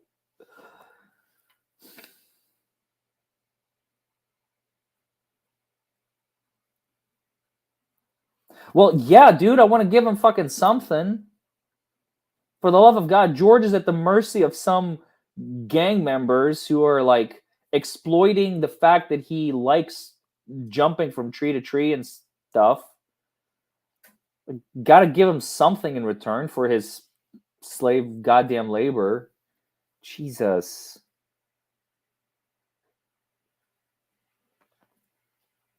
I am not okay, Pen Dizzy. I am not okay. I fear for our friend George. George was ready to start. How many windows, right? African jungle. Okay, sorry, I already read that. For a while, George stuck to his work. Smart man. Just mind your own business, George. There's some shady shit going on in that building, and I don't want you to have any part of it. Okay? I don't want you to have any part of it, George. Don't, please, dude, please. Like, I value your safety, your health, your well-being, and your teeth and fingernails, okay? Because they're about to get plucked out.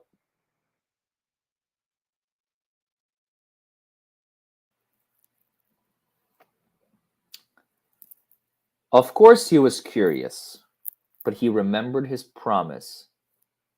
Well, look at that.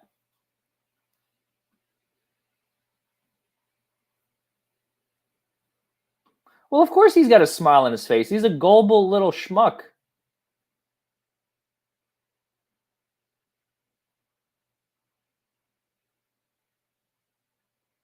He's like, yeah, if I just, you know, do my job and mind my own beeswax, I'm not gonna get murdered.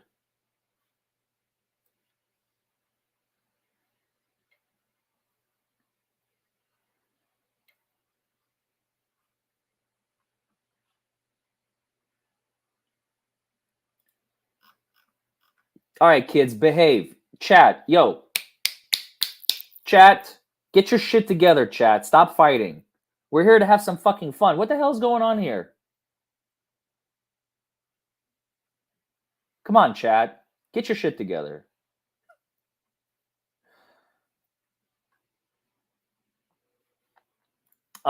It is only like 9:30 here, so normally I would read it earlier. But yeah. Holy shit.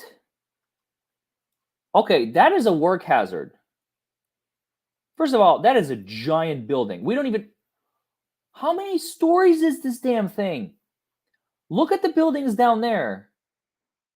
See this? This is like a 1, 2, 3, 4, more than a 4-story building right there. So it could be like 7 or 8 or 9 or 12 stories. This one is 1, 2, 3, 4, 5, 6, 7, 8, 9, 10, 11 plus like 4. It's like a 20-story building minimum. And that safety belt, what does that safety belt even do? He's not attached to anything. I get it. He's a monkey. He's maybe a little bit more well versed in, like, you know, on how to like perform this job because of his tree experience. So he's got prior experience. That's his resume. His resume spoke for himself, obviously. Kind of like Hans Niemann. The chess speaks for itself. Same thing here. The experience speaks for itself. But at the same time, I'm like, George, listen, I know a good workman's compensation attorney. God forbid anything ever happens. Okay. Spoiler alert, it's me. Okay. You need a good workman's comp, because you fall out of that building. It's not going to be a workman's comp claim. It's going to be a wrongful death claim in a workman's comp type suit. Okay. I don't want to be having that. Jesus. That is terrifying. Look at that thing. Look at how big it is. It's huge. That's a huge building. Yeah, what is with this fire escape? Good call. What is with that fire escape? Oops, I was zooming in on the wrong page. What is with that fire escape? Look at that. It goes all the way from the roof. At least we got that going. But like, holy hell. That building catches fire. That fire escape is useless. But hey, better to have it than not have it, I guess. In one room, a little boy was crying because he did not want to eat his spinach. Dude, it's not a safety belt, Liberty Cause. Look at that thing. That is just a bucket belt. He has zero safety mechanisms. His hand slips, he dead. He dead. There is no like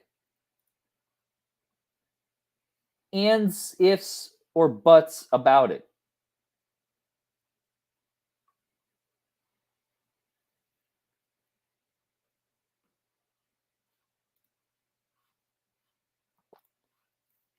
This is so unsafe. Exactly, TM. I'm so disappointed. Oh, man.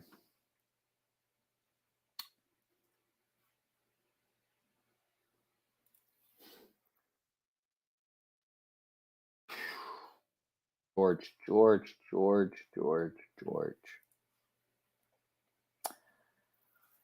What are we gonna do with you, George? I mean, I get it. You're a monkey. You know, you don't understand the seriousness of the situation. But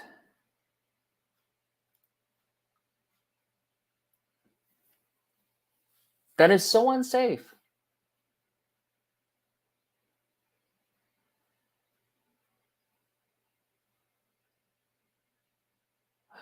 And at the same time, what is he focusing in? Like, good God, George. He's like trying to pay attention to the kid not wanting to eat his spinach. Now, what is that code for? Uh, is spinach the ganja and the kid doesn't want to smoke his bowl? We know this is a fucking drug lab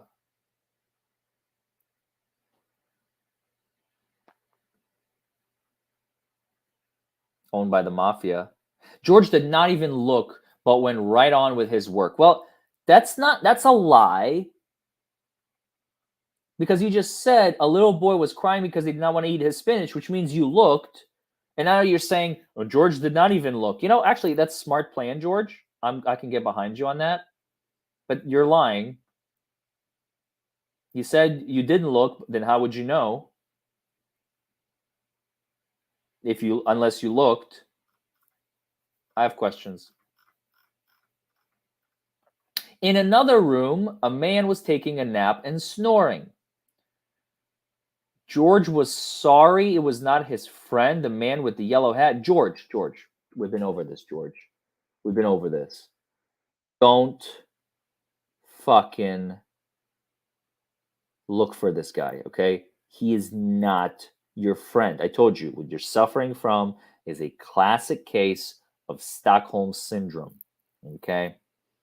Avoid, avoid, avoid. I mean, look at you. You're all you're doing is getting into fucking trouble. You take a bus to a restaurant, you get caught eating noodles, you're exploited for your dishwashing skills, which is okay, it's fine. You know, you were compensating the man for the noodles that you ate in his restaurant. Okay. Then you are transported again. I mean, allegedly, he asked you if you want to come work. I don't know if you understood what the fucking man said. We'll have to rewatch the VH1 special later on to see if he even knew, if George even knew, right? And we're back to 60 Minutes on VH1. Here we have with us today is Curious George. Say hi, George. Yeah, fuck you, man. All right, George. Listen, I wanna ask you. In your adventures, George, do you remember that the bus ride to the restaurant? Yeah, I fucking remember that bus ride, man. That was the best fucking time I ever had since landing on that forsaken place. God, the blue sky, the wind in my hair. But I was fucking hungry, man. Like I smell food. I was gonna go eat, you know. Little did I know I was gonna fucking end up, you know. Oh man. So tell us, George. When the cook was talking to you, like, did you understand what the cook said? Are you fucking kidding me? I've been on the island for like a month. I didn't speak the English language back then, you dumbass. What the fuck would you ask me that? I'm a monkey, you idiot.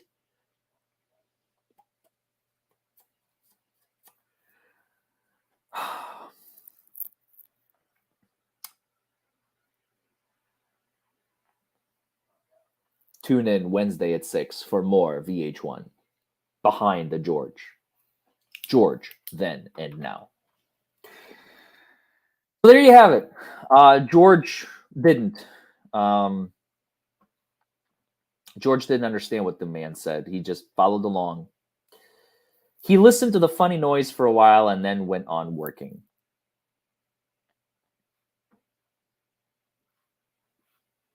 That's funny, Carlos.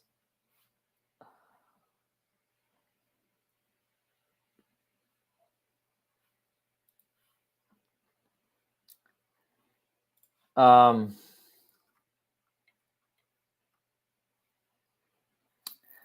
But what was going on in here? Okay, they're cooking meth. George, look away. George, look away. Walk away, George. Don't they look they're cooking something. Look at that. They got George. No. George. What's going on in here? George stopped working and pressed his nose against the window. That's how you get your nose chopped off, George. Don't do it.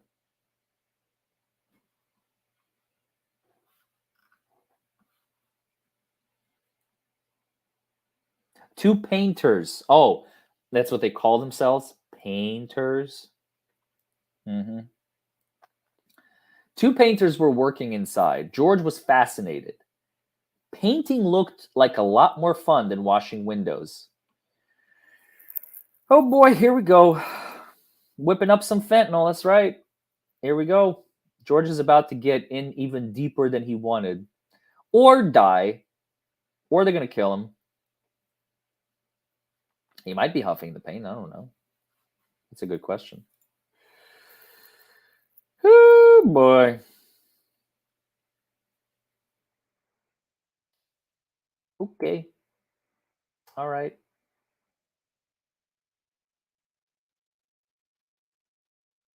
Oh boy.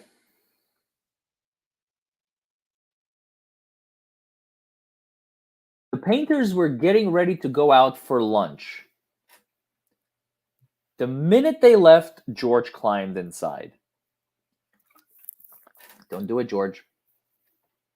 You're asking for trouble.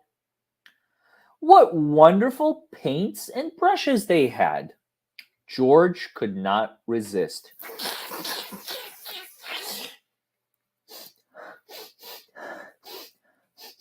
Oh.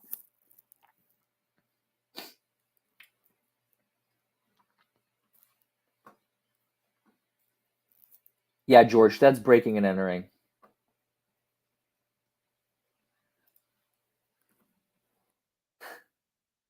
God damn it, George.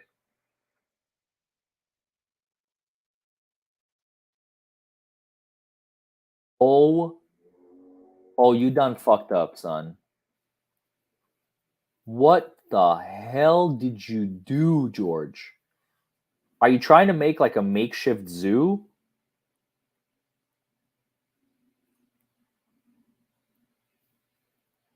Holy shit. You know, this is how you lose your fingers, George. That mafia is gonna get you. You do realize that, right? What is what is this? What was that before? Hold on. What was that thing? Oh, it was just a ladder with some paint on it and like a now it turned it into a goddamn giraffe. Well, I guess that's all he knows. He knows the zoo quite well. He knows the jungle. An hour late. This okay. First of all, let me just say. Let me be the first to say George has got some talent. 1 hour. It took him 1 hour to do all of this. He needs to be on like that 5 minutes crafts channel. Jesus Christ. By the way, has anyone ever tried like doing anything on that 5 minute craft channel? That shit does not take 5 minutes. It takes like 5 hours. I don't know why they claim it's 5 minutes. That's bullshit.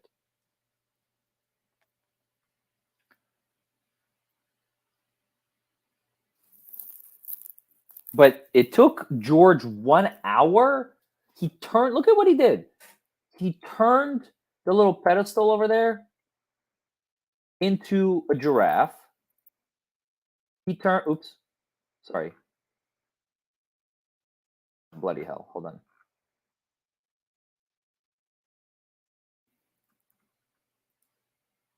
He turned the chairs into cheetahs. He turned that thing into a zebra, and he painted palm trees all over, and he's painting a little monkey. Aw. I like how there's a wet paint sign right there. You guys see that? Like, don't touch wet paint. That's kind of cute.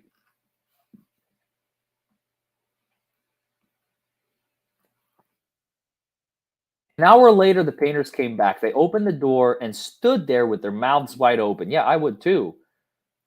George, you're about to die. But hey, you got skill. Maybe we can use you for something else. The whole room had changed into a jungle with palm trees all over the walls and a giraffe and two leopards and a zebra. Oh, they're leopards. Sorry. I called them cheetahs. I thought that's leopard, cheetah print.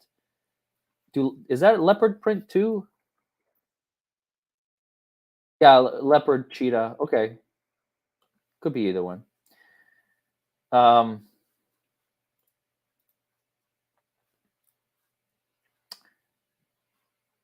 and the little monkey was busy painting himself on one of the trees. I get it.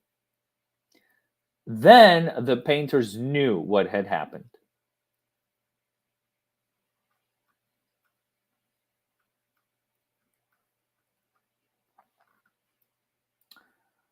Oh no, they're trying to chase him down. Yeah, because they're about to like pluck his fingernails off and teeth and dude, you fucked with the wrong gang. I'm telling you. See, like, why else would they be chasing him if they weren't like involved in some nefarious shit? Somebody please tell me.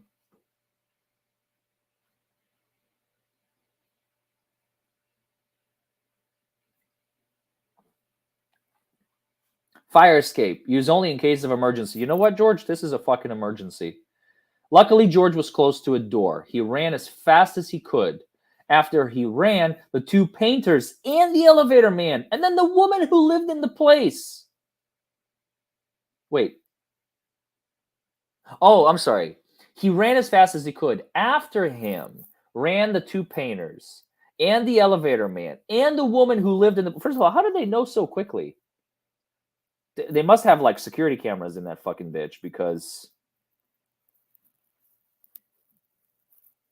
I swear they found out way too quickly. You ever realize in movies, like in movies, they find out stuff like way too fast? Like something happens and every like woo, there's like police and all that. In real life, it never happens that way. You ever notice that? In real life, things are a little bit slow. It's like in the movies, they're literally like sitting on the trigger finger, like, "You guys ready? Ready? It's happening. Okay, go, go, go, go, go, go, go, go, go, go, go." You know, like, dude, chill. It's just, it never happens that way. They were standing in the peephole. Very possible. Very possible. Run, George, run. TM's got the right idea.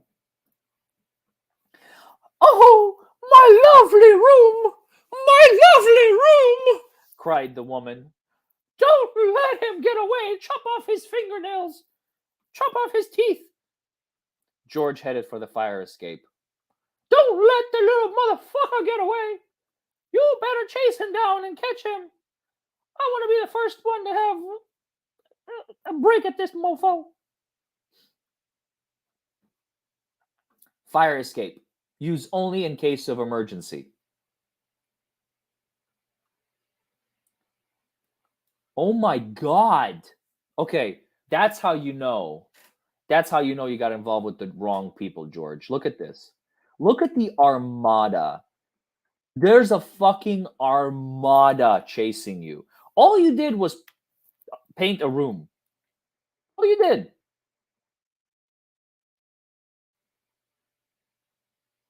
That's all he did. We got 1, 2, 3, 4, 5. He's looking out the window. 6, 7, 8, 9, 10, 11, 12, 13, 14. He's looking out the window. He's looking out the window. She's looking out the window. He is looking up. We got like 17 people chasing one little monkey. Why? Because he done got. And he's like fuck you guys. He's like chilling. He's like, you want this? You want this? Come get this. Come on, come on, come get it.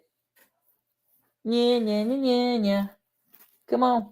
He's like no fucks given. I swear, George, you are too curious for your own good. We got the two painters, we got the elevator man, the woman whose house he soiled, and all these. Who are these people? Drug dealers, drug makers, drug mafia men and women. I don't know. I don't know. I'm very confused. He does have outstanding warrants, but I don't know if anybody knows about them yet.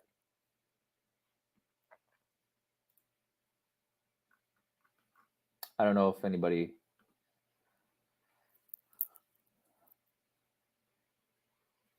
Fashion fun fact: monkey fur coats were very chic and popular in the 1940s.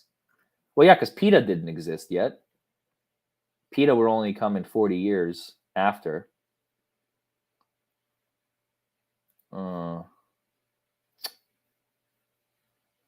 Ay, ay, ay. George reached the end of the fire escape. Thank God. The others had not caught up with him yet. Dude, fucking go. Go for it. Here was his chance. They could not jump. But George could easily jump down and escape. In a moment, he would be safe. Oh no. He fell on the pavement, didn't he?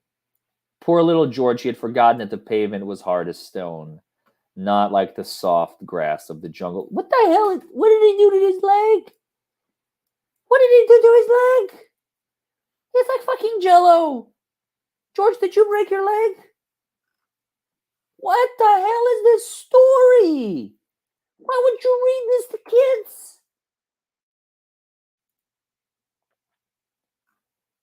Oh my God. George. But wait a minute. He's been running from these people who are chasing him down, right?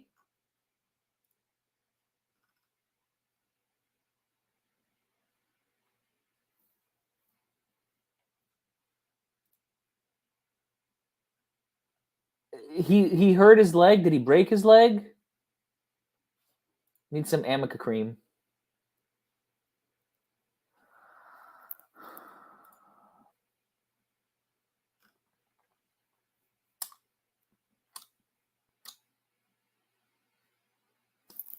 I don't understand. Yeah, he's lucky to be alive, but I'm like, aren't they like right on his tail? You're welcome for that joke. Aren't they right on his tail?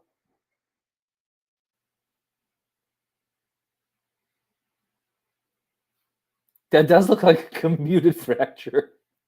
Commuted, whatever. Aren't they like right behind him, about to catch up? Is he going to be able to? He's just chilling on the ground now on the pavement. Like I have questions.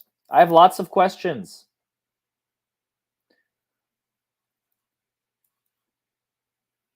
Too bad.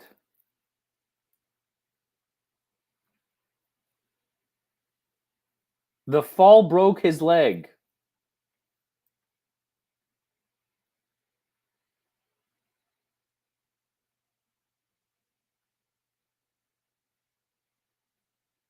What the fuck?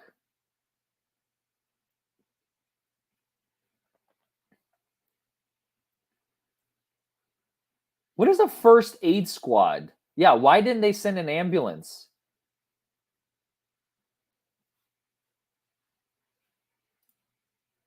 What is this shit? What is a first aid squad? I know it's 1947, but did they not have ambulances back then? I'm pretty sure they did. I think George is. Do you think so, Anne? You think he's starting to realize the man in the big yellow hat screwed him over? The last we checked, literally 2 pages ago, he was like, "I wish my friend was here." I don't think he's there yet.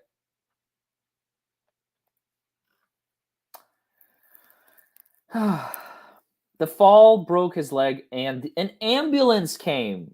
But that's not what it says on the thing. Are they trying to trick George and take him back to the zoo? Is that what a? Oh, that's what it is. It's not a first aid squad. It's an execution squad. They're taking him back to the zoo. It's the fucking SS. It's the secret police, the German secret police. They're like, yeah, monkey, we are an ambulance. Come on, get in. We'll take you to a hospital.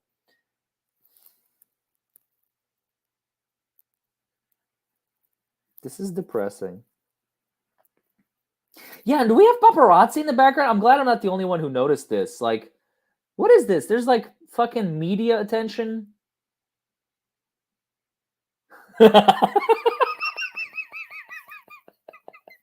Somebody alerted TMZ.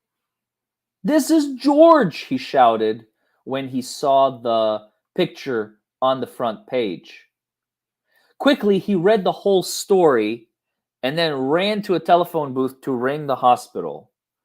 I am George's friend, liar, he said to the nurse who answered the telephone. Please take good care of my property, of him, so that he will get better quickly so I can put him back in his prison. Take him back to the zoo. I'm just his friend. I want to take him to a movie studio, also known as the prison and the zoo, to make a picture about his life in the jungle. Mm-hmm. Nice. Good cover. Man in the big yellow fucking hat. Good cover. Mm-mm. Mm-mm. Uh-uh. Don't let him get into any more mischief until I can take him away. Oh, man.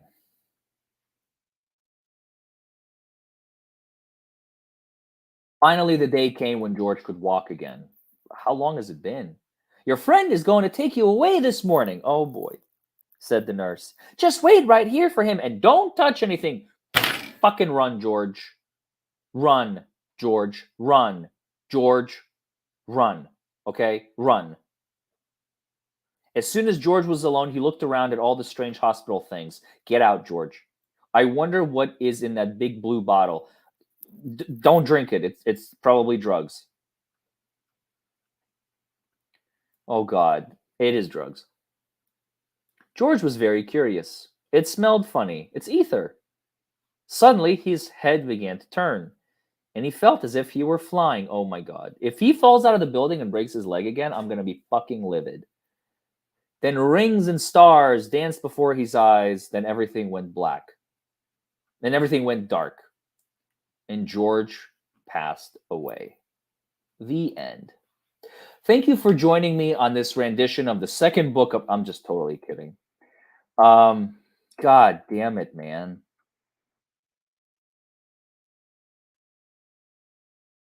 And this is how the man with the yellow hat found George when he came to call for him. They picked him up and shook him, but could not wake him up. He was so fast asleep that they had to put him under the shower. How surprised he was when he woke. They put him in the shower to wake him up. My God. George said goodbye to the nurse and the kind doctor. Then he and the man with the yellow hat got into the car and drive to the movie studio. How long is this book? Jesus Christ. This is like the longest book ever.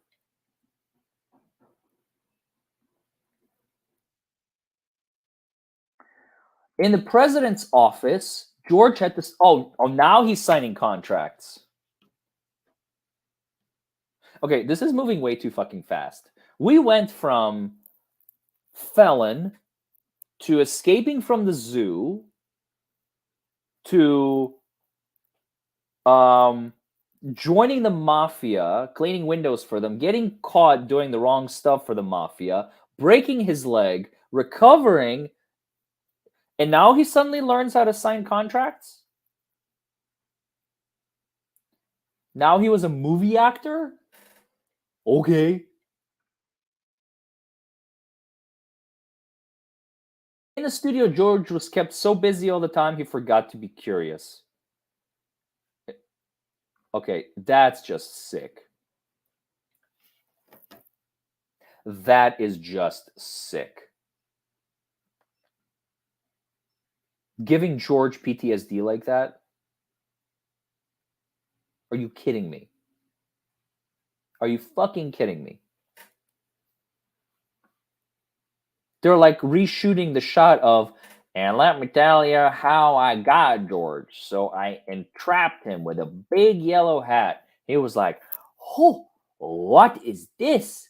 And he walked up to it, and that's how I fucking got him. The end. Now make a movie out of it. In the studio, George was kept so busy all the time that he forgot to be curious. He liked the jungle they made for him and played happily there. I swear, this is straight up entrapment. Poor fucking George. Now he's forced to be an actor.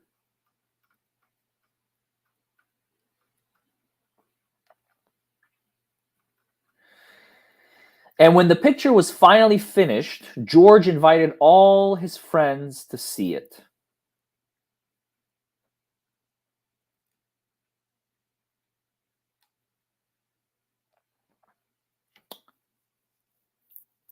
The people who were chasing him, the woman that was like, that's what he fucking gets for trying to painting my room and breaking his leg.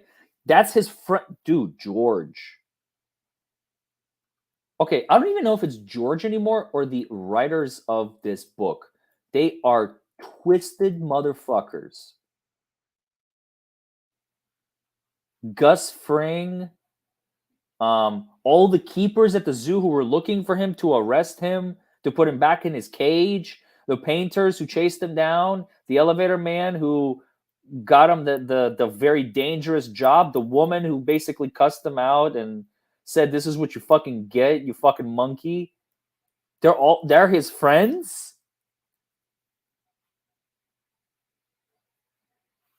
Yeah, these are not friends, yo. Uh-uh. Uh-uh. The doctor and the nurse and the ambulance driver and the man from the newsstand and the woman and the elevator man and the two painters and the cook and the reporter and all the keepers of the zoo. No, no, George. And oh, the little fucking Chihuahua dachshund. The dachshund Wawa is even invited. Look at that. Because it didn't rat George out. You're cool. You're cool. Now playing Curious George. Great documentary, I assume.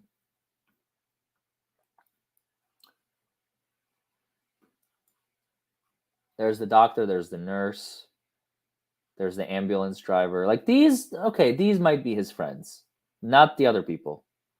Definitely not this guy. I'm telling you, George, you suffer from a classic case of PTSD and Stockholm syndrome, man.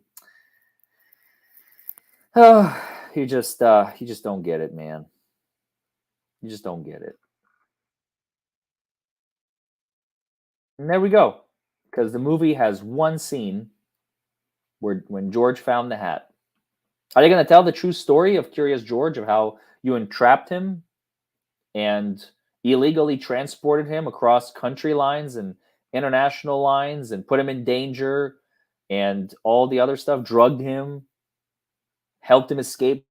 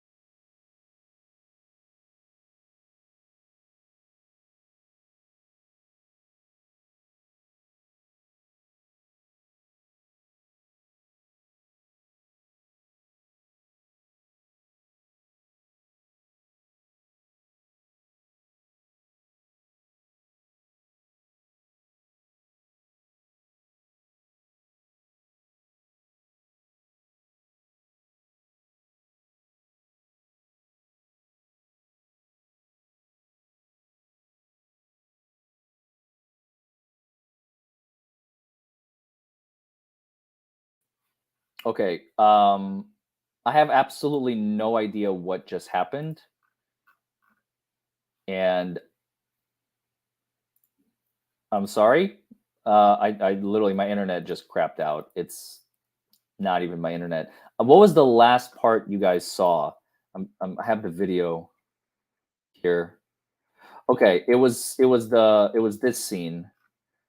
It was this scene. I was talking about how this movie only has one fucking scene in the theater. Yeah. Um, it's just got one fucking scene. It's him in the jungle.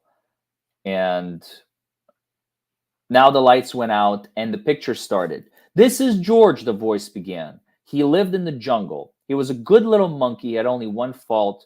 He was too curious. The end. Like the internet couldn't wait to crap out in just a minute. I was almost done. Like seriously. Thanks, Dr. Gia. She says, your blood draw video, OMG, you deserve a medal for staying so calm. Thanks. Yeah. I mean, you have to in this job, right? You have to.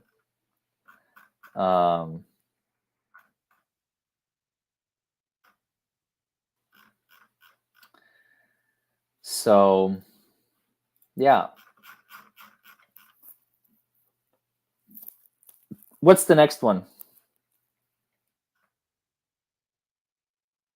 The next one is Curious George Rides a Bike.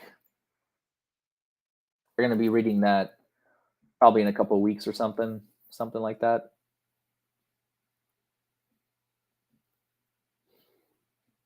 We'll read that next. No, I want to finish the since I'm already on the Curious George saga, right? I mean, might as well. It's going to be a while, but so be it, right? I think it's going to be fine. I know you guys want me to read other stuff, but this is just too good. Rides a bike, gets a medal, flies a kite, learns the alphabet. Didn't we just read goes to the hospital? I guess he's going to go to the hospital again. I don't know. The last book was written in 1966, so PETA will be created 14 years after. I think PETA was created because of Curious George, honestly. There's a retrospective essay as well. We may end up reading that. It seems very, very curious to keep with the theme. Yes, I've been getting this request. I don't know. It may be the same person. Give a mouse a cookie. Oh, that's fine. We'll read all of them. We got plenty of time. We have years together, you guys. We have years together. There's no rush. There's no rush. We got plenty of time. So, man, that book was long. That book was long.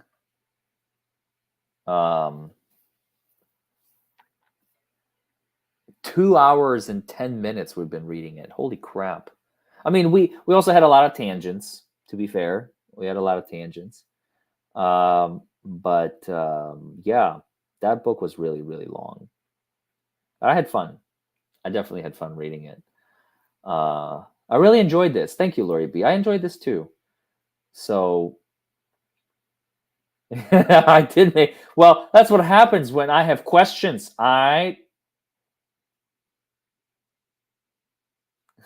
George George Donates a Kidney was my favorite book. That was written posthumously.